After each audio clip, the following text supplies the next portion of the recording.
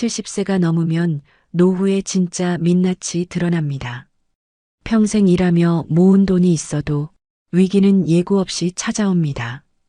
이때 우리를 지켜주는 건 연금이 아니라 오늘 당장 꺼낼 수 있는 현금이었습니다. 지금부터 실제 6사람의 노후 순간을 통해 현금이 왜 마지막 안전망인지 함께 살펴보겠습니다. 71세 박기호 씨. 그의 노후는 그저 평범했습니다. 매달 들어오는 국민연금으로 아내와 밥상을 나누고 근처 공원을 산책하는 게 하루의 낙이었죠. 아내 송미자 씨는 늘 잔소리를 하듯 말하곤 했습니다. 이제 걱정 좀 그만해요. 우리 살 만큼은 있잖아요. 그 말에 기호 씨는 웃으며 고개를 끄덕였지만 속으로는 늘 한 구석이 불안했습니다. 노후라는 게 언제 무너질지 모르니까요. 그러던 어느 날 늦은 밤 전화벨이 울렸습니다. 받아든 전화기 너머로 들려온 아들의 목소리는 어딘가 떨리고 있었습니다. 아버지 회사에서 구조조정이 있었어요. 저도 입원에 잘렸습니다. 순간 말문이 막혔습니다. 아들이 20년 넘게 다닌 회사였습니다. 한 번도 지각하지 않고 성실하게 일해온 아들이었기에 그 소식은 믿기지 않았습니다. 처음엔 기호 씨도 담담했습니다. 괜찮다, 재훈아. 잠깐 쉬었다가 다시 시작하면 되지. 하지만 현실은 생각보다 냉정했습니다. 이력서를 수십 통 내도 면접 제안은 한 통도 오지 않았습니다. 아들은 점점 말수가 줄었고 표정은 어두워졌습니다. 그 무렵부터 며느리의 얼굴에서도 미소가 사라졌습니다. 월세, 아이들 학원비, 식비까지 모든 부담이 한꺼번에 몰려들자 집안의 공기가 싸늘하게 식어갔습니다. 결국 어느 날 밤 며느리는 두 아이를 두고 짐을 싸나갔습니다. 더는 이렇게 못 살겠어요. 그 한마디를 남기고 떠났죠. 남겨진 건 재훈과 손주 둘, 그리고 얼어붙은 집안 공기뿐이었습니다. 며칠 동안 재훈은 말이 없었고 손주들은 밥을 먹으며 울었습니다. 그날 새벽 기호 씨는 혼자 거실에 앉아 텅 빈 통장을 바라보았습니다. 이 나이에 손주를 다시 키우게 될 줄이야. 속으로 한숨이 새어나왔습니다. 그날 이후 그의 일상은 완전히 달라졌습니다. 아침마다 밥을 준비하고 학교 준비물을 챙기고 손주 숙제를 봐주는 게 하루의 전부가 되었죠. 그렇게 웃고 있지만 밤이 되면 불 꺼진 거실에서 조용히 통장을 열어보곤 했습니다. 비상금 봉투에 담겨 있던 300만 원은 한 달도 되지 않아 절반으로 줄었습니다. 식비, 교통비, 아이들 준비물비. 쓸 때마다 손이 떨렸습니다. 아내는 조심스레 물었습니다. 여보, 괜찮겠어요? 기호 씨는 대답 대신 고개만 끄덕였습니다. 하지만 마음속에선 불안이 커져만 갔습니다. 이러다간 우리 노후가 송두리째 흔들릴 수도 있다는 두려움이 몰려왔습니다. 그는 그제야 깨달았습니다. 노후를 무너뜨리는 건 꼭 병원비나 큰 사고가 아니었습니다. 자식의 위기, 그 한마디로 부모의 삶은 순식간에 흔들렸습니다. 그날 밤 기호 씨는 오래된 통장을 꺼내 손으로 몇 번이고 어루만졌습니다. 그래도 이게 있어서 다행이야. 그의 눈가에는 눈물이 맺혔습니다. 연금은 매달 들어왔지만 그 돈으로는 갑작스러운 상황을 막을 수 없었습니다. 손에 잡히는 현금, 그게 유일하게 위기를 버티게 해주는 힘이었습니다. 기호 씨는 다짐했습니다. 다음에 또 무슨 일이 생겨도 누구에게 손 벌리지 말자.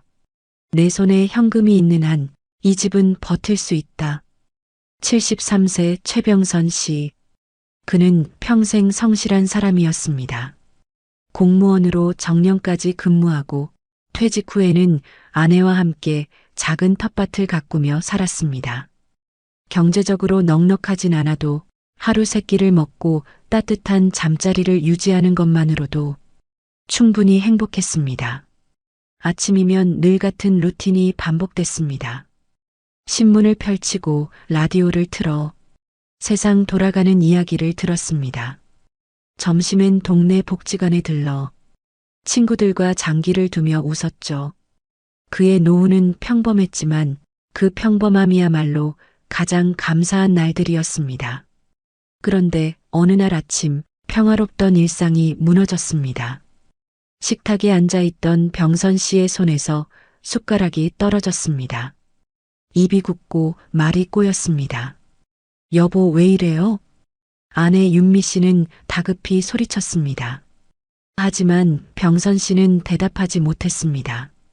입은 열렸지만 말이 나오지 않았습니다. 손끝의 감각이 사라지고 한쪽 다리는 납덩이처럼 무거워졌습니다. 윤미 씨는 즉시 구급차를 불렀습니다. 요란한 사이렌 소리, 응급실의 찬 공기, 의사들의 빠른 발소리 속에서 그녀는 떨리는 손으로 남편의 이름을 수십 번 불렀습니다. 검사 결과는 냉정했습니다. 뇌혈관이 막혔습니다. 지금 바로 수술하지 않으면 위험합니다. 그 말에 윤미 씨는 눈앞이 캄캄해졌습니다. 병선 씨는 의식은 있었지만 몸은 이미 반신이 마비되어 있었습니다. 말로는 괜찮다고 하지만 그의 눈빛엔 두려움이 가득했습니다. 수술은 다행히 성공적으로 끝났습니다. 하지만 진짜 싸움은 그 다음부터였습니다. 의사는 말했습니다. 앞으로는 꾸준한 재활이 필요합니다. 간병인이 함께 붙어야 합니다.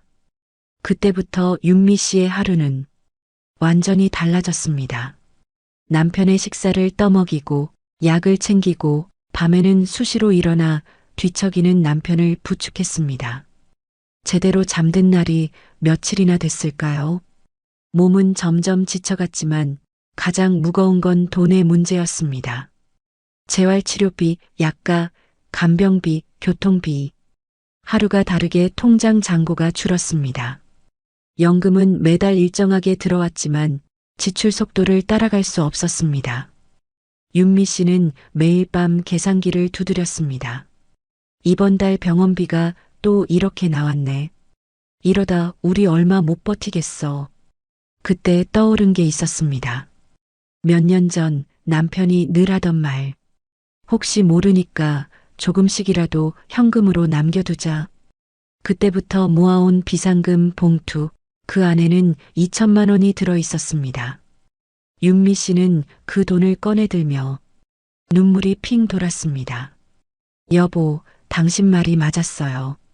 이 돈이 없었으면 우린 병원비도 못 냈을 거예요. 그 돈 덕분에 수술비를 제때 낼 수 있었고 간병인을 고용해 남편의 재활을 이어갈 수 있었습니다. 하루 3번 물리치료를 받으며 병선 씨는 조금씩 회복했습니다. 처음엔 손가락 하나 움직이지 못했지만 한 달 후엔 혼자 숟가락을 들 수 있었습니다. 그날 병실 창가에 앉아 병선 씨가 어눌한 발음으로 아내에게 말했습니다. 여보, 고마워. 짧은 두 음절이었지만 그 말에 윤미 씨는 참았던 눈물을 터뜨렸습니다. 그 순간 그녀는 깨달았습니다. 연금은 매달 들어오지만 병원비는 오늘 내야 한다는 걸요. 보험은 도움을 주지만 당장의 수술비는 기다려주지 않습니다. 그날 이후 윤미 씨는 주변 친구들에게 이렇게 말하곤 했습니다. 노후에 가장 무서운 건 병이 아니라 병이 생겼을 때 돈이 없는 거예요. 병선 씨 부부는 그날을 지나며 현금의 진짜 의미를 알게 되었습니다. 그건 단순한 돈이 아니라 서로를 지켜주는 생명줄이었습니다. 72세 윤정자 씨. 남편을 먼저 떠나보내고 혼자 산 지도 어느덧 7년째였습니다. 아침마다 마당에 나가 작은 감나무에 물을 주고 시장에 들러 반찬 2-3가지를 사와 밥상을 차리는 것, 그리고 저녁엔 경로당에서 친구들과 수다를 나누는 것. 그게 그녀의 하루였습니다. 그 집은 오래됐지만 정이 가는 공간이었습니다. 남편이 직접 다녀를 손봤던 벽, 아이들이 벽에 낙서하던 흔적, 마당 한쪽엔 남편이 심은 감나무가 여전히 푸르렀습니다. 이 나무는 내 삶의 연대기 같아요. 정자 씨는 그렇게 말하곤 했습니다. 하지만 그 평화는 오래가지 않았습니다. 어느 날 집주인에게서 전화가 왔습니다. 김 여사님, 올해는 전세금을 조금 올려야 할 것 같아요. 처음엔 장난인 줄 알았습니다. 하지만 집주인의 목소리는 단호했습니다. 요즘 다들 올렸어요. 옆집도 윗집도. 저도 세금이 늘고 수리비가 계속 들어가서요. 순간 정자 씨의 손이 덜덜 떨렸습니다. 그동안 모아둔 노후 자금이 머릿속을 스쳐갔습니다. 통장을 열어보니 연금 외에 모아둔 돈은 얼마 남지 않았습니다. 병원비로 아껴둔 비상금 1,500만 원이 전부였습니다. 이 돈을 깨면 앞으로는 병원비도 걱정이겠지. 그녀는 며칠을 고민했습니다. 밤마다 전등 불빛 아래에서 계산기를 두드렸다가 내려놓기를 반복했습니다. 이 나이에 낯선 동네로 이사 가는 건 상상조차 하기 싫었습니다. 새로운 집을 구하려면 보증금뿐 아니라 이사비, 중개비, 정착비까지 필요했습니다. 이 동네를 떠나면 병원도 멀고 친구들도 없잖아. 그녀는 거울 앞에서 스스로에게 중얼거렸습니다. 감나무가 있는 마당, 단골 가게 사장님, 매일 마주치는 경로당 친구들. 그 모든 게 자신의 삶의 일부였습니다. 며칠 뒤 결국 은행 창구에 앉았습니다. 직원에게 인출 요청을 하며 손이 떨렸습니다. 이거 다 찾으시겠어요? 직원의 물음에 정자 씨는 잠시 망설이다 고개를 끄덕였습니다. 종이 봉투에 담긴 현금은 묵직했지만 그 무게만큼 마음은 가벼워지지 않았습니다. 집으로 돌아오는 길, 그녀는 마당에 서서 남편의 사진을 바라봤습니다. 여보, 나 잘한 거겠지? 이 집을 지키는 게 맞겠지? 감나무 잎사귀가 바람에 흔들리며 마치 대답하듯 살랑거렸습니다. 그날 밤 정자 씨는 계약서에 도장을 찍었습니다. 전세금을 올려주며 계약을 연장했을 때 비로소 어깨에 걸렸던 긴장이 풀렸습니다. 다음 날 아침 창문 사이로 들어오는 햇살이 그녀의 얼굴을 비췄습니다. 그래, 이게 내 집이지. 그녀는 미소를 지었습니다. 비상금은 사라졌지만 삶은 그대로 유지됐습니다. 익숙한 골목길, 단골 반찬 가게, 친구들과의 수다. 그 모든 일상이 지켜진 겁니다. 정자 씨는 그때 깨달았습니다. 현금은 단순히 돈이 아니었습니다. 그건 익숙한 일상과 기억을 지켜주는 힘, 삶의 뿌리를 잡아주는 안전망이었습니다. 그녀는 그날 일기를 이렇게 마무리했습니다. 오늘 감나무에 물을 주며 남편에게 말했다. 당신이 남긴 집, 내가 지켰다고. 비상금은 사라졌지만 내 삶은 아직 여기에 있다. 74세 김춘자 씨는 남편을 떠나보낸 지 벌써 반년이 되었습니다. 시간이 흘렀지만 집안 어딘가엔 아직도 남편의 온기가 남아있는 듯 했습니다. 아침이면 습관처럼 젓가락 2벌을 꺼냈다가 하나를 다시 집어넣습니다. 아, 이제는 나 혼자였지. 그녀는 스스로 중얼거리며 작은 한숨을 내쉬었습니다. 남편 박노인 씨는 평생을 버스 운전기사로 살아온 성실한 사람이었습니다. 퇴직 후에도 잠시도 쉬지 않았고 근처 주차장에서 관리 아르바이트를 하며 하루를 성실하게 채웠죠. 그가 벌어온 돈은 크지 않았지만 그 덕분에 집에 전기세도 끊이지 않았고 냉장고에는 늘 반찬이 있었습니다. 춘자 씨는 말했습니다. 그 사람이 살아있을 땐 몰랐어요. 그저 당연하게 생각했죠. 매달 들어오던 생활비가 그렇게 든든한 줄 그땐 몰랐어요. 하지만 남편이 세상을 떠난 후 그 모든 흐름이 멈췄습니다. 연금의 절반은 남편 명의로 들어오던 것이었고 그의 작은 용돈벌이도 사라졌습니다. 생활은 눈에 띄게 빠듯해졌고 매달 고정비가 무겁게 다가왔습니다. 전기세, 가스비, 관리비, 약값. 그전엔 아무렇지 않던 금액이 이제는 하나하나 부담으로 다가왔습니다. 통장을 볼 때마다 한숨이 저절로 새어나왔습니다. 이 돈으로 앞으로 얼마나 버틸 수 있을까? 무엇보다 두려운 건 예기치 못한 순간이었습니다. 보일러가 고장 나거나 몸이 아파 병원에 가야 하는 날이 오면 통장은 속절없이 비게 될 게 분명했습니다. 그녀는 남편의 사진을 바라보다 천천히 눈을 감았습니다. 책장 서랍 속엔 그 사람의 낡은 지갑이 그대로 있었습니다. 그 지갑을 열자 남편이 살아있을 때 조금씩 넣어두던 현금 봉투가 나왔습니다. 흰 봉투 위에는 작게 적혀 있었습니다. 비상금, 내 사람 살림용도. 그녀는 그 봉투를 들고 한참을 울었습니다. 그건 마치 남편이 보내준 마지막 편지 같았습니다. 그 돈은 장례를 치르고 첫 몇 달의 생활비로 쓰였습니다. 남편의 손길이 남긴 그 현금이 없었다면 그녀는 병원비조차 낼 수 없었을 겁니다. 그 후로 춘자 씨는 더 조심스레 살았습니다. 식탁 위 반찬 가짓수를 줄이고 시장에서 가격표를 한 번 더 확인했습니다.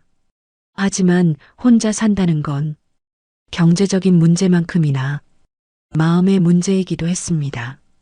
밤마다 남편이 앉던 자리에 빈 의자를 바라보며 그녀는 조용히 속삭였습니다. 여보, 당신이 떠나도 나는 살아야 하잖아요. 그래서 이렇게 하루하루 버티는 거예요. 그녀에게 현금은 단순한 생활비가 아니었습니다. 그건 남편이 남긴 사랑의 형태였고 삶을 이어가게 하는 마지막 끈이었습니다. 봄이 되어 집 앞 감나무에 새싹이 돋아날 무렵 춘자 씨는 사진 액자를 닦으며 다시 말했습니다. 여보, 당신이 남긴 건 돈이 아니에요. 내가 버틸 수 있는 힘이에요. 그날 밤 일기장엔 짧은 글이 적혔습니다. 오늘도 남편의 비상금으로 전기세를 냈다. 이 돈이 아직 남아있다는 게 참 고맙다. 연금은 규칙적으로 들어오지만 삶은 그렇게 규칙적이지 않았습니다. 남편이 남긴 현금은 그녀의 하루를 지탱했고 외로움 속에서도 살 이유를 만들어 주었습니다. 춘자 씨는 이불을 덮으며 생각했습니다. 사람이 떠나도 그 사람이 남긴 돈은 온기를 전해요. 그리고 그 온기가 나를 살게 하죠. 70세 이재호 씨와 68세 한정임 씨 부부는 늘 검소한 부부로 통했습니다. 매달 들어오는 연금으로 생활비를 맞춰 쓰고 남는 돈은 봉투에 나눠 담아 서랍에 넣어두는 게 두 사람의 오랜 습관이었습니다. 언제 무슨 일이 생길지 모르니까. 그게 재호 씨의 입버릇 같은 말이었죠. 겨울 초입 찬바람이 불기 시작하던 어느 날 밤이었습니다. 자고 있는데 보일러가 갑자기 꺼졌습니다. 처음엔 타이머가 눌린 줄 알고 버튼을 몇 번 눌러봤지만 반응이 없었습니다. 다음 날 아침 수리기사를 불렀습니다. 기사님은 한참을 들여다보더니 고개를 저었습니다. 이건 수리로는 안 됩니다. 교체하셔야 해요. 그 말에 부부는 얼어붙은 듯 서로를 바라봤습니다. 교체 비용은 150만 원. 한 달 연금보다 많은 금액이었습니다. 정임 씨는 그냥 이불 껴입고 버텨보면 안 될까? 조심스레 말했습니다. 하지만 추위는 생각보다 잔인했습니다. 밤마다 찬 공기가 스며들었고 거실 온도는 8도 밑으로 떨어졌습니다. 기침이 나기 시작했고 정임 씨의 손끝은 새하얗게 변했습니다. 병원에 다녀온 날 의사는 단호히 말했습니다. 이 나이에 추위는 위험합니다. 저체온증이 올 수도 있어요. 그날 밤 재호 씨는 서랍을 열었습니다. 가장 안쪽에 있던 갈색 봉투 하나를 꺼냈습니다. 그 안에는 5만 원짜리 지폐가 가지런히 들어 있었습니다. 여보, 이거 있잖아. 혹시 몰라서 조금씩 모아둔 거야. 정임 씨의 눈이 커졌습니다. 그건 바로 몇 년 동안 두 사람이 모아온 비상금 300만 원이었습니다. 그 돈으로 보일러를 새로 교체했고 며칠 만에 다시 따뜻한 공기가 집 안가득 퍼졌습니다. 보일러에서 따뜻한 물이 돌자 정임 씨는 손을 녹이며 말했습니다. 여보, 이 돈이 없었으면 우리 진짜 얼어 죽었을지도 몰라. 짧은 말이었지만 그 안엔 두려움과 안도가 함께 섞여 있었습니다. 그날 이후 부부는 그 봉투를 생명통장이라 부르기 시작했습니다. 비상금은 언제 쓸지 모르는 돈이 아니었습니다. 그건 노후를 지켜주는 당장의 힘이었습니다. 재호 씨는 새로 설치된 보일러를 바라보며 천천히 중얼거렸습니다. 역시 현금이 있어야 사람 사는 거야. 세상 일은 진짜 몰라. 그날 밤 두 사람은 오랜만에 푹 잠들었습니다. 따뜻한 온기 속에서 손을 꼭 잡은 채로 말이죠. 75세 오세권 씨와 72세 박영숙 씨 부부는 평생 입버릇처럼 이렇게 말하며 살아왔습니다. 아이들에게 부담 주지 말자. 우리 노후는 우리가 책임지자. 두 사람은 늘 자립적인 부부로 통했습니다. 연금은 많지 않았지만 계획적으로 아꼈으며 크게 부족함 없이 살아왔죠. 아침이면 부부가 함께 텃밭에 나가 상추를 따고 마늘을 다듬었습니다. 점심엔 된장찌개 한 냄비를 끓여 소박하지만 따뜻한 식탁을 함께 했죠. 그런데 지난해 겨울 예상치 못한 일이 한꺼번에 닥쳤습니다. 영숙 씨가 허리 통증으로 병원에 갔는데 MRI 결과 디스크가 심하게 눌려 있다는 진단이 나왔습니다. 며칠 입원만 하면 될 줄 알았지만 결국 수술까지 받게 됐습니다. 남편 오세권 씨는 병실 의자에 앉아 며칠째 잠을 설쳤습니다. 괜찮아. 나 금방 나을 거야. 아내는 웃어 보였지만 수술비 영수증을 보는 순간 세권 씨의 손이 떨렸습니다. 수술비만 80만 원, 입원비까지 하면 100이 넘네. 그 후로는 약가, 통원 치료비, 게다가 한겨울 난방비 폭탄까지 겹쳤습니다. 생활비는 순식간에 무너졌고 통장은 바닥을 드러냈습니다. 세권 씨는 밤마다 계산기를 두드렸습니다. 이번 달엔 전기세를 미뤄야 하나 아니면 약값을 줄여야 하나. 하지만 아무리 계산해도 답이 나오지 않았습니다. 결국 그는 오랫동안 망설이던 말을 꺼냈습니다. 여보, 이번 달은 도저히 안 되겠어. 아들한테 조금만 도움을 받아야 할 것 같아. 며칠 뒤 큰아들 집으로 향했습니다. 따뜻한 국물이 올라온 저녁상 앞에서 세권 씨는 조심스레 말을 꺼냈습니다. 아들아, 이번 달 생활비가 좀 부족해서 혹시 조금만 보태줄 수 있겠니? 아들은 젓가락을 내려놓더니 잠시 눈을 감았습니다. 아버지, 저희도 지금 대출이랑 학원비 때문에 여유가 없어요. 그 말에 며느리의 표정이 굳었습니다. 식탁 위 공기가 서서히 식어갔습니다. 그날 밤 집으로 돌아오는 길, 영숙 씨는 아무 말도 하지 않았습니다. 손에는 장바구니 하나가 들려 있었지만 그 안은 텅 비어 있었습니다. 여보, 우리가 부탁한 게 죄는 아니잖아. 그녀는 작게 중얼거렸습니다. 하지만 세권 씨는 고개를 숙인 채 말이 없었습니다. 그 후로 명절에도 통화는 짧아졌고 손주의 목소리도 뜸해졌습니다. 이번 설에는 그냥 쉴게요. 아들의 메시지는 짧고 냉정했습니다. 그날 밤 영숙 씨는 눈을 감은 채 조용히 눈물을 훔쳤습니다. 우리가 자식에게 손 벌린 게 이렇게 큰 부담이 될 줄 몰랐어. 며칠 뒤 세권 씨는 비상금으로 들고 있었던 적금을 깼습니다. 한참 동안 가만히 바라보다 아내에게 말했습니다. 여보, 이걸로 버티자. 이젠 자식들한테 말하지 말자. 영숙 씨는 고개를 끄덕였습니다. 눈가엔 눈물이 맺혔지만 그 속엔 이상하게도 안도감이 섞여 있었습니다. 그날 밤 두 사람은 오랜만에 따뜻한 국을 끓였습니다. 그리고 말했습니다. 우리 아직 괜찮다. 돈이 아니라 마음을 지켜야지. 현금은 단순히 생활비가 아니었습니다. 그건 자존심을 지켜주는 울타리, 그리고 관계를 잃지 않게 하는 마지막 방패였습니다. 만약 그 돈이 없었다면 부모의 마음은 죄책감으로 무너지고 가족의 관계도 조용히 멀어졌을 겁니다. 오세권 씨는 창가에 앉아 천천히 중얼거렸습니다. 돈은 참 묘하지. 있을 땐 고맙고 없을 땐 마음까지 없애버리니까. 그의 말에 영숙 씨가 미소 지었습니다. 그날 밤 두 사람은 작은 봉투를 서랍 깊숙이 다시 넣었습니다. 혹시 모를 내일을 위해서 말이죠. 자녀의 실직, 배우자의 병, 갑작스러운 장례, 전세금 인상, 한겨울에 고장난 보일러, 그리고 자식에게 손을 벌려야 했던 그날까지 6사람의 이야기는 모두 달랐지만 한 가지 공통점이 있었습니다.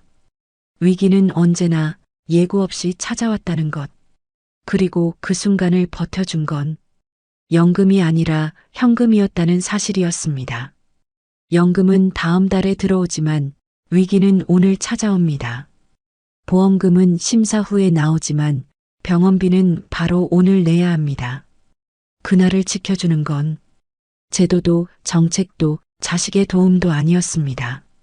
바로 내 손 안의 현금, 그 돈이었습니다. 그렇다면 얼마나 준비해야 할까요?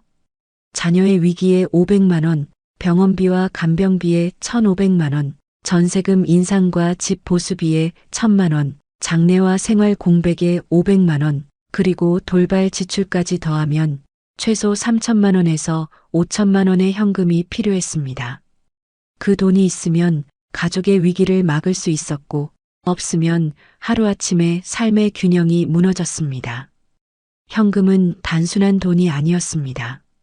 그건 내 자존심을 지켜주는 방패였고 사랑하는 가족과의 관계를 무너지지 않게 하는 울타리였습니다.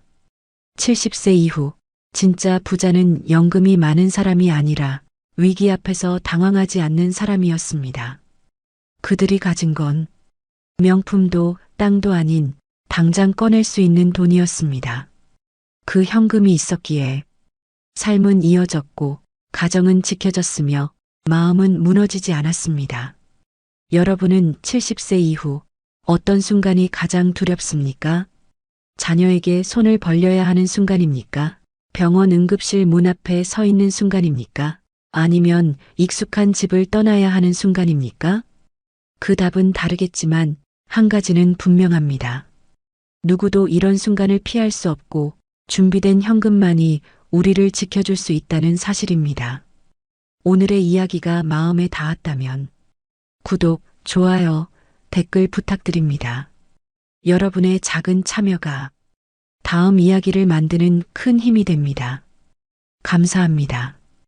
65세 이후 왜 어떤 분은 돈 걱정이 없고 어떤 분은 평생 모은 돈이 금세 사라질까요? 그 차이는 버는 법이 아니라 지키는 습관에 있습니다. 오늘은 노후에 절대 해서는 안 되는 돈 습관 탑3를 말씀드릴게요. 당신의 노후 자산을 노리는 함정이 있습니다. 사장님, 이 상품 정말 괜찮습니다. 퇴직하고 3개월 된 김철수 씨 68세는 은행 앞 카페에서 한 남자를 만났습니다. 정장 차림에 명함까지 건네는 그는 금융회사 팀장이라고 했죠. 원금은 100% 보장되고요. 매달 7%씩 이자가 들어옵니다. 3천만 원 넣으시면 한 달에 210만 원이에요. 은행 금리가 2%도 안 되는 요즘 이런 기회 흔치 않습니다. 김철수 씨는 고민했습니다. 퇴직금 5천만 원. 평생 모은 돈이었습니다. 은행 예금으로는 한 달에 고작 8만 원. 연금도 월 60만 원이 전부였죠. 210만 원이면 생활이 훨씬 나아질 텐데. 결국 3천만 원을 투자했습니다. 첫 달 정말로 210만 원이 들어왔습니다. 두 번째 달도 세 번째 달도 김철수 씨는 안심했죠. 그런데 4개월째 연락이 끊겼습니다. 전화도 안 받고 사무실도 텅 비어 있었습니다. 3천만 원은 한순간에 사라졌습니다. 이 이야기는 실화입니다. 그렇다면 노후 자산을 무너뜨리는 가장 큰 원인은 뭘까요? 바로 투자 실패입니다. 금융감독원 통계를 보면 2023년 기준 불법 사금융 피해액은 연간 4조 원이 넘습니다. 그중 65세 이상 피해자 비율이 전체의 58%입니다. 왜 유독 노년층이 많을까요? 첫째, 목돈이 있습니다. 퇴직금, 연금, 일시금, 부동산 매각 자금, 평생 모은 돈이 한꺼번에 손에 쥐어지죠. 둘째, 정기 수입이 끊깁니다. 월급이 없으니 불안합니다. 이 돈으로 얼마나 버틸 수 있을까? 셋째, 저금리 시대입니다. 은행 예금 금리는 연 2%대 1억 원을 넣어도 한 달에 16만 원 정도입니다. 이런 상황에서 월 7% 보장이라는 말을 들으면 솔직히 흔들릴 수밖에 없습니다. 그런데 사기꾼들에게는 공통점이 있습니다. 항상 똑같은 3가지 말을 사용하죠. 첫 번째는 원금 보장됩니다. 투자에서 원금 보장은 법으로 금지되어 있습니다. 은행 예금과 저축은행 예금만 예금자 보호법으로 5천만 원까지 보호됩니다. 그 외 모든 투자는 원금 보장이 불가능합니다. 주식도, 채권도, 펀드도, 심지어 국채도 원금을 100% 보장하지 않습니다. 그런데 누군가 원금 보장이라고 말한다면 그건 이미 법을 어기고 있는 겁니다. 두 번째는 매달 고정 수익 지급합니다. 월 7% 수익, 연 84%입니다. 전 세계 어떤 정상적인 투자 상품도 연 84%를 보장하지 않습니다. 참고로 워런 버핏의 50년 평균 수익률은 연 20%입니다. 세계 최고의 투자자도 20%인데 84%라니요? 계산해 볼까요?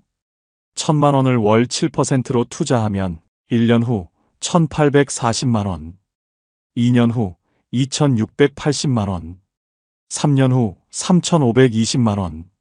말이 됩니까? 이런 수익률이 가능하다면 전 세계 부자들이 줄을 서겠죠. 세 번째는 은행보다 안전합니다. 은행은 금융감독원의 감독을 받습니다. 예금자 보호법도 있고요. 그런데 누군가 은행보다 안전하다고 말한다면 그럼 물어보세요. 어느 기관의 감독을 받나요? 예금자 보호가 되나요? 사업자 등록증 좀 볼 수 있을까요? 대부분 대답을 못합니다. 실제 사례를 하나 들어볼까요? 2020년 라임 자산운용 사건이 터졌습니다. 피해액 1조 6천억 원, 피해자 약 1만 명. 라임은 대형 증권사를 통해 펀드를 판매했습니다. 원금 보존형 펀드, 안정적 고수익, 이런 말로 투자자를 모았죠.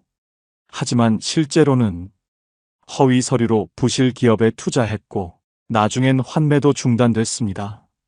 피해자 중 상당수가 퇴직금을 몽땅 잃은 60대에서 70대였습니다. 또 다른 사례도 있습니다. 2019년 P2P 업체 팝펀딩 사기 사건, 연 12%에서 15% 수익률을 보장한다며 2천억 원을 모았습니다. 투자금은 대출이 아닌 대표 개인 계좌로 빠져나갔고 회사는 하루아침에 사라졌습니다. 피해자 2,800명 중 70% 이상이 50대 이상이었습니다. 그럼 이런 질문을 하실 겁니다. 왜 이런 피해가 계속 반복되는 걸까요? 은퇴 후엔 상황이 달라집니다. 젊을 땐 잃어도 다시 벌 수 있습니다. 시간이 있으니까요. 하지만 은퇴 후엔 시간이 우리 편이 아닙니다. 70세에 3천만 원을 잃으면 다시 모으기가 거의 불가능합니다. 일자리도 없고 건강도 예전 같지 않죠. 그래서 더 조심해야 합니다. 그렇다면 투자하기 전에 꼭 확인해야 할 게 있습니다. 모두 5가지입니다. 첫 번째, 금융감독원 등록 여부를 확인하세요. 금융회사는 반드시 금융감독원에 등록되어 있어야 합니다. 금융감독원 홈페이지에서 금융회사 정보 메뉴를 클릭하면 등록된 회사인지 확인할 수 있습니다. 두 번째, 수익률이 현실적인지 따져보세요. 연 10% 이상 수익률을 보장한다면 일단 의심하세요. 2024년 기준 은행 예금 금리는 연 2.5%에서 3.5%, 국채 금리는 연 3%에서 4%, 회사채 금리는 연 4%에서 6%. 이게 현실입니다. 세 번째, 투자 설명서가 있는지 확인하세요. 모든 금융 상품은 투자 설명서가 있어야 합니다. 설명서에는 위험 등급, 수수료, 예상 수익률이 명확히 나와 있어야 합니다. 설명서가 없다면 절대 투자하지 마세요. 네 번째, 원금 보장 약속을 조심하세요. 누군가 원금 100% 보장이라고 말하면 그 순간 의심하세요. 법으로 금지된 표현입니다. 다섯 번째, 재투자 권유를 경계하세요. 처음 몇 달은 이자를 줍니다. 그리고 이렇게 말하죠. 이 수익을 재투자하시면 더 많은 이자를 드립니다. 이게 전형적인 폰지 사기 수법입니다. 새로운 투자자 돈으로 기존 투자자에게 이자를 주는 거죠. 언젠가는 무너집니다. 그럼 이제 안전한 투자의 기본 원칙을 말씀드리겠습니다. 전문가들이 권하는 노후 자산 관리 원칙이 있습니다. 첫 번째 원칙은 분산 투자입니다. 한 곳에 몰빵하지 마세요. 예금 50%, 국채와 안정형 펀드 30%, 주식형 펀드 20%, 이렇게 나누면 한 곳이 흔들려도 전체는 안전합니다. 두 번째 원칙은 예금자 보호 상품을 우선하는 겁니다. 은행 예금과 저축은행 예금은 5천만 원까지 보호됩니다. 망해도 돌려받습니다. 이것만으로도 기본 생활비는 지킬 수 있습니다. 세 번째 원칙은 국채와 연금을 활용하는 겁니다. 국채는 나라가 보증합니다. 연금은 정부가 관리합니다. 수익률은 낮아도 안전성이 최고입니다. 네 번째 원칙, 가장 중요합니다. 잃지 않는 것이 우선입니다. 투자에서 가장 중요한 건 돈을 버는 게 아닙니다. 돈을 잃지 않는 겁니다. 연 10%를 벌려다 원금을 잃으면 의미가 없습니다. 연 3%라도 10년, 20년 안전하게 가져가는 게 낫습니다. 그런데 만약 이미 피해를 당했다면 어떻게 해야 할까요? 이미 투자해버렸다면 세 가지를 즉시 실행하세요. 첫 번째, 즉시 신고하세요. 금융감독원 불법금융신고센터 국번 없이 1332 경찰청에도 신고할 수 있습니다. 국번 없이 112 늦으면 늦을수록 돈을 찾기 어렵습니다. 두 번째, 증거를 확보하세요. 통장 내역, 계약서, 녹취록, 문자 메시지 등 모든 증거를 보관하세요. 세 번째, 집단 소송에 참여하세요. 혼자보다는 여럿이 함께 대응하는 게 유리합니다. 변호사 선임 비용도 나눌 수 있고요. 그리고 한 가지 더 꼭 말씀드리고 싶은 게 있습니다. 가족과 대화하세요. 아빠, 그 투자 괜찮은 거 맞아요? 자녀가 이렇게 물으면 귀찮아하지 마세요. 오히려 고마운 일입니다. 중요한 투자는 가족과 꼭 상의하세요. 괜한 걱정 끼치기 싫어서 이런 생각 때문에 더 큰 피해를 당합니다. 마지막으로 정리하겠습니다. 투자에서 중요한 건 높은 수익이 아닙니다. 노후를 지켜주는 건 잃지 않는 선택입니다. 은행 금리가 낮다고 조급해하지 마세요. 월 7% 수익은 환상입니다. 하지만 연 3% 안정은 현실입니다. 당신의 노후는 환상이 아닌 현실 위에 서 있어야 합니다. 다음 챕터에서는 보이스피싱, 그들이 쓰는 심리 조종술을 알려드리겠습니다. 조심하세요. 그리고 의심하세요. 당신의 노후 자산은 당신이 지켜야 합니다. 완전 공감합니다. 수정할게요. 부모 마음은 똑같습니다. 내 노후보다 자녀가 우선이죠. 엄마, 결혼 자금 좀 도와주실 수 있어요?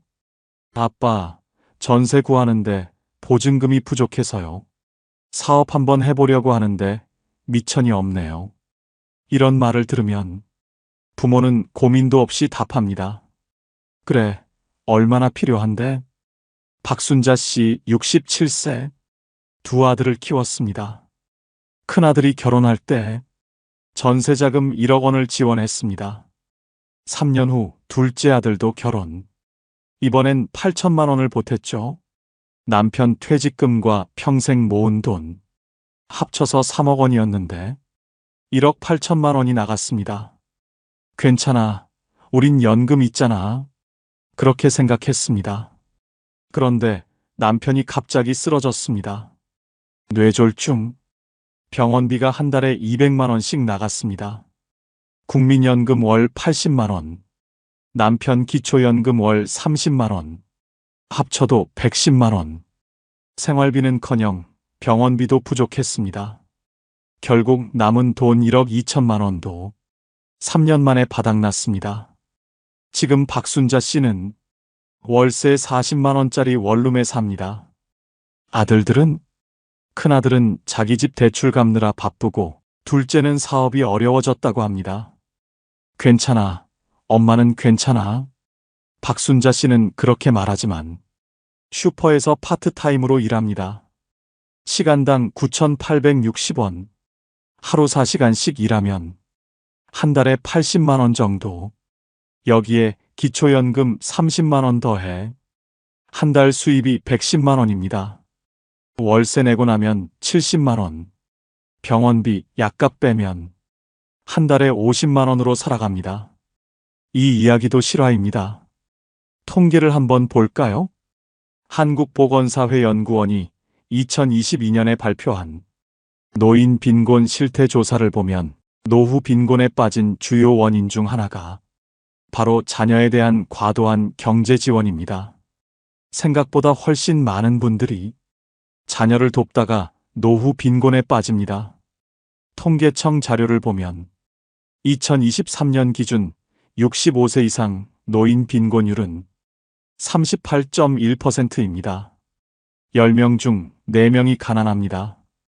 경제협력개발기구 OECD 평균이 14.8%인 걸 감안하면 우리나라는 2.5배 이상 높습니다. 왜 이렇게 됐을까요? 한국 부모들의 자녀 지원 규모를 보면 답이 나옵니다. 국민연금연구원 2023년 조사에 따르면 60대 이상 부모 10명 중 6명이 자녀에게 경제적 지원을 합니다. 평균 지원 금액은 연 890만 원. 그런데 65세 이상 평균 연금 수령액은 월 62만 원입니다. 연금보다 더 많은 돈을 자녀에게 주고 있는 겁니다. 이게 말이 됩니까? 실제 사례를 더 들어볼까요? 이명호 씨 70세. 딸이 카페 창업을 하겠다고 했습니다. 아빠, 5천만 원만 빌려줘. 장사 잘 되면 1년 안에 갚을게. 이명호 씨는 고민했습니다. 퇴직금 1억 5천만 원이 전부였으니까요. 하지만 딸의 눈빛을 보니 거절할 수가 없었습니다. 그래, 해봐라. 5천만 원을 건넸습니다. 카페는 6개월 만에 문을 닫았습니다. 위치가 안 좋았고 경쟁도 심했습니다. 딸은 울면서 말했습니다. 아빠, 미안해. 갚을 길이 없어. 이명호 씨는 말했습니다. 괜찮아. 내가 건강하면 됐어. 그로부터 2년 후, 이명호 씨는 아들에게도 3천만 원을 빌려줬습니다. 전세 보증금이 부족하다고 해서요. 남은 돈은 7천만 원. 부인과 둘이서 월 50만 원씩 쓴다고 해도 12년이면 바닥납니다.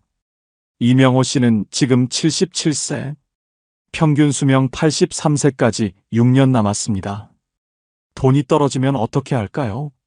정부 조사를 보면 이런 케이스가 정말 많습니다. 한국개발연구원 KDI 보고서에 따르면 60대 이상 가구의 평균 저축액은 7,800만 원입니다. 그런데 자녀 결혼 지원 평균 금액이 5,200만 원입니다. 저축의 3분의 1을 자녀 결혼에 쓰는 겁니다. 더 큰 문제는 뭘까요? 자녀들이 갚기 어렵다는 겁니다. 가계금융복지조사 2023년 자료를 보면 부모에게 빌린 돈을 갚은 비율이 28.4%에 불과합니다. 10명 중 7명은 결국 갚지 못합니다. 나중에 갚을게요. 이 말은 대부분 현실이 되지 않습니다. 그럼 왜 부모들은 계속 돈을 줄까요? 첫째, 자녀가 힘들어하는 모습을 못 봅니다. 엄마, 나 전세 못 구하면 월세 살아야 해. 이런 말을 들으면 가슴이 찢어집니다. 둘째, 내 노후는 어떻게든 되겠지 생각합니다. 우린 검소하게 살면 돼. 연금도 있고. 하지만 현실은 다릅니다. 셋째, 자녀가 성공하면 나중에 돌려받을 거라 기대합니다. 지금은 힘들어도 나중에 잘 되면 효도할 거야. 하지만 통계는 그렇지 않다고 말합니다. 보건복지부 2023년 노인 실태 조사를 보면 자녀로부터 경제적 지원을 받는 노인 비율은 18.2%입니다. 10명 중 2명도 안 됩니다. 그것도 평균 지원액이 월 22만 원에 불과합니다. 정리하자면 이렇습니다. 부모가 자녀에게 주는 돈, 연 890만 원. 자녀가 부모에게 주는 돈, 연 264만 원. 3배 이상 차이가 납니다. 이게 현실입니다. 그럼 자녀를 도와주지 말아야 할까요? 아닙니다. 도와줄 수 있습니다. 하지만 순서가 있습니다. 첫 번째, 내 생활비부터 확보하세요. 자녀를 돕기 전에 내가 쓸 돈부터 계산해야 합니다. 평균 수명 85세까지 한 달에 얼마가 필요한지 따져보세요. 예를 들어 지금 65세라면 20년이 남았습니다. 한 달 생활비가 150만 원이라면 1년에 1,800만 원, 20년이면 3억 6천만 원입니다. 여기에 의료비 예비비까지 더하면 최소 4억 원은 있어야 합니다. 이 돈을 확보한 후에 남는 돈으로 자녀를 도와야 합니다. 두 번째, 빌려주지 말고 주세요. 나중에 갚아라. 이 말은 나중에 갈등만 만듭니다. 차라리 줄 수 있는 만큼만 주고, 이건 너 주는 거야. 갚지 않아도 돼. 이렇게 명확히 하세요. 그래야 서로 편합니다. 세 번째, 한도를 정하세요. 결혼 자금은 3천만 원까지, 사업 자금은 지원 안 함. 이런 원칙을 미리 세우고 자녀에게도 알려주세요. 무한정 줄 수는 없습니다. 네 번째, 자녀와 솔직하게 대화하세요. 엄마 아빠도 노후 준비가 필요해. 도와주고 싶지만 한계가 있어. 이렇게 말하는 게 더 건강한 관계입니다. 숨기고 퍼주다가 나중에 빈곤에 빠지면 오히려 자녀에게 짐이 됩니다. 다섯 번째, 정부 지원 제도를 알려주세요. 자녀가 전세 자금이 필요하다면 부모가 다 주지 말고 주택도시기금 전세자금 대출을 안내하세요. 소득에 따라 연 1.5%에서 2.9% 이자로 최대 1억 원까지 빌릴 수 있습니다. 창업 자금이 필요하다면 중소벤처기업부의 청년 창업 지원 사업을 찾아보세요. 정부가 지원하는 제도가 많습니다. 부모 돈부터 쓸 게 아니라 이런 제도부터 활용해야 합니다. 실제로 이렇게 한 사례도 있습니다. 김영숙 씨 66세. 아들이 결혼 자금을 요청했습니다. 전세 보증금 1억 원이 필요해요. 김영숙 씨는 말했습니다. 엄마가 3천만 원 줄게. 나머지는 전세 자금 대출받아. 엄마도 노후 준비해야 해서. 더는 어려워. 아들은 처음엔 서운해했습니다. 하지만 김영숙 씨는 자신의 통장을 보여줬습니다. 엄마 아빠 노후 자금이 1억 5천만 원이야. 한 달에 100만 원씩 쓰면 12년밖에 안 돼. 평균 수명까지 살려면 20년은 있어야 해. 아들은 이해했습니다. 알겠어요, 엄마. 제가 알아볼게요. 결국 아들은 전세자금 대출을 받았고 김영숙 씨는 3천만 원만 지원했습니다. 5년이 지난 지금 김영숙 씨는 여전히 안정적인 노후를 보내고 있습니다. 아들도 건강하게 생활하고 있고요. 이게 건강한 관계입니다. 반대로 무리하게 다 퍼준 경우는 어떻게 될까요? 부모는 빈곤에 빠지고 자녀는 죄책감에 시달립니다. 명절 때마다 엄마 아빠 괜찮으세요? 용돈 드릴게요. 이런 대화가 오갑니다. 하지만 자녀도 자기 생활이 빠듯합니다. 부모에게 매달 100만 원씩 드릴 여유가 없죠. 결국 부모도 자녀도 함께 무너집니다. 그래서 전문가들은 말합니다. 부모가 경제적으로 독립적이어야 자녀도 편하게 산다. 자녀에게 의지하지 않는 노후. 그게 진짜 효도를 받는 겁니다. 마지막으로 꼭 기억하세요. 부모가 든든해야 자녀도 든든합니다. 내가 빈곤에 빠지면 자녀가 나를 책임져야 합니다. 그게 더 큰 부담입니다. 지금 자녀에게 5천만 원 주는 것보다 20년 후 자녀에게 짐이 안 되는 게 진짜 사랑입니다. 자녀를 사랑한다면 내 노후부터 지키세요. 부모가 경제적으로 독립적일 때 자녀도 자유롭게 살 수 있습니다. 다음 챕터에서는 보증과 빚, 한순간에 무너지는 노후를 다루겠습니다. 자녀를 사랑하는 마음은 이해합니다. 하지만 그 사랑이 나와 자녀 모두를 무너뜨려서는 안 됩니다. 지혜로운 사랑이 필요합니다. 세 번째는 소소해 보이지만 의외로 가장 큽니다. 바로 매달 조금씩 빠져나가는 돈입니다. 보험료, 통신비, 쓰지 않는 구독료. 이 정도야 뭐. 이렇게 생각하지만 10년, 20년 모이면 엄청난 금액입니다. 최진수 씨 69세. 퇴직하고 3년이 지났습니다. 한 달 생활비가 빠듯했습니다. 국민연금 월 70만 원. 부인 기초연금 월 32만 원. 합쳐서 102만 원. 여기서 월세 45만 원 내면 57만 원 남습니다. 식비, 병원비, 생활비 쓰면 항상 마이너스였죠. 도대체 돈이 어디로 가는 걸까? 최진수 씨는 통장 내역을 확인했습니다. 그리고 깜짝 놀랐습니다. 보험료만 한 달에 28만 원. 종신보험, 암보험, 실손보험, 저축보험. 무려 7개나 들어 있었습니다.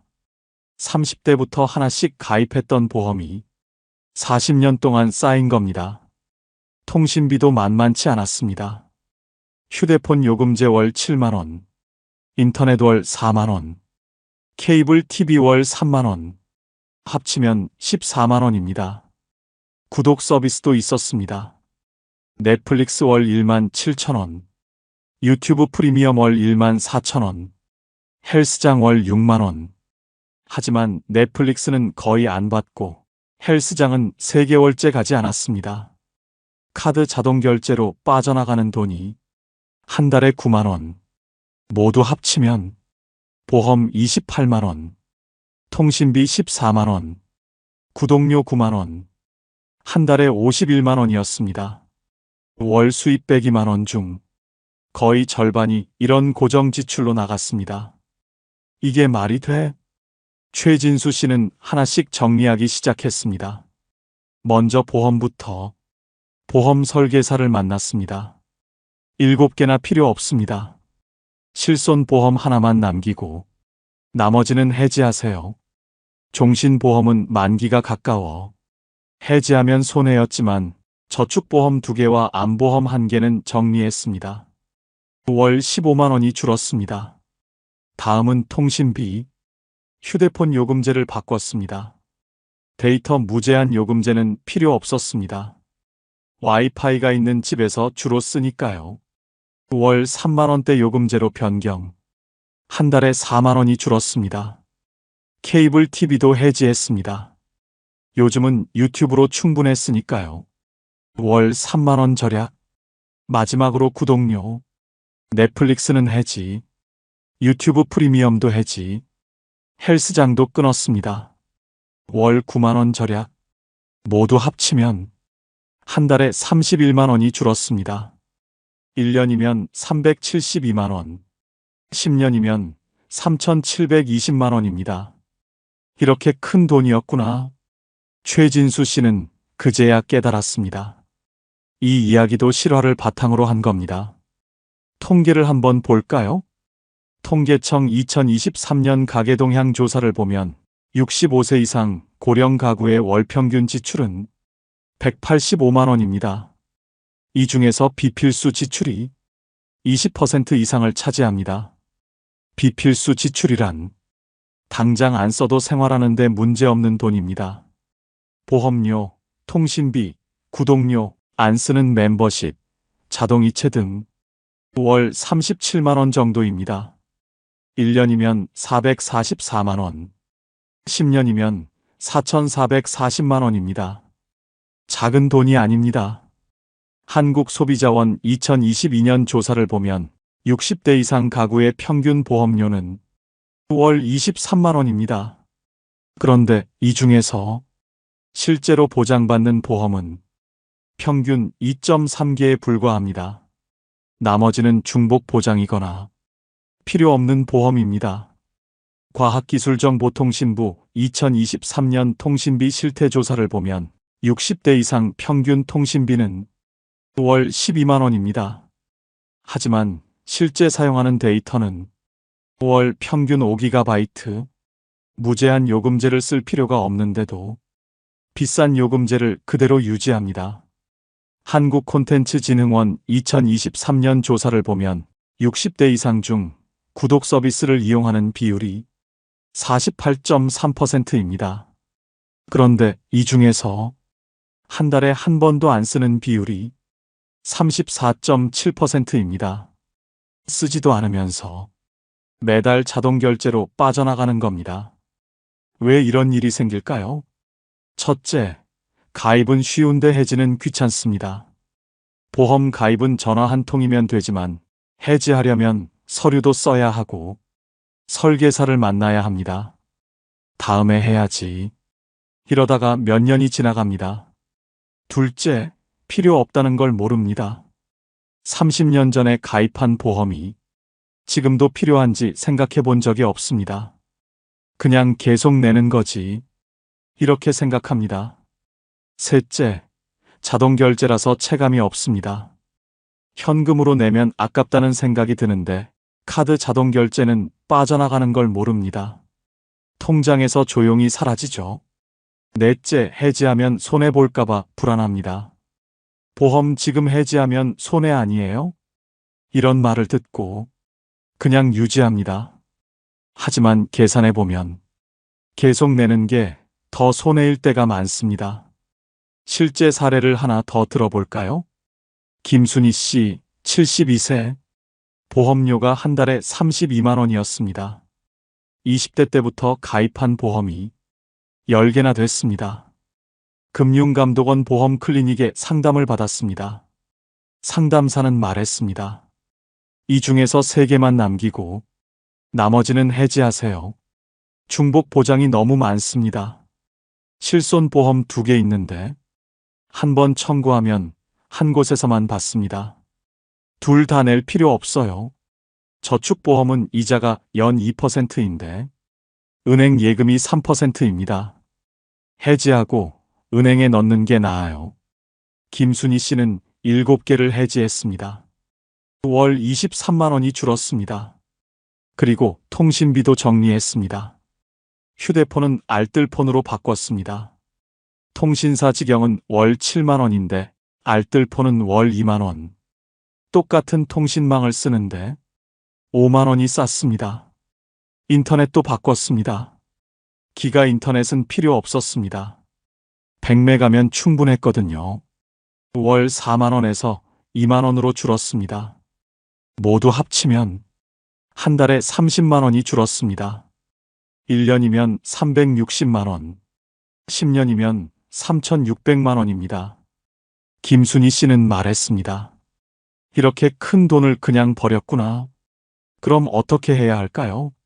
새는 돈을 막는 5가지 방법을 알려드리겠습니다.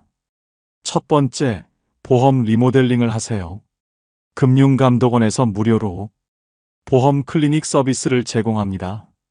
전화 1332로 신청하면 전문가가 내 보험을 분석해 줍니다.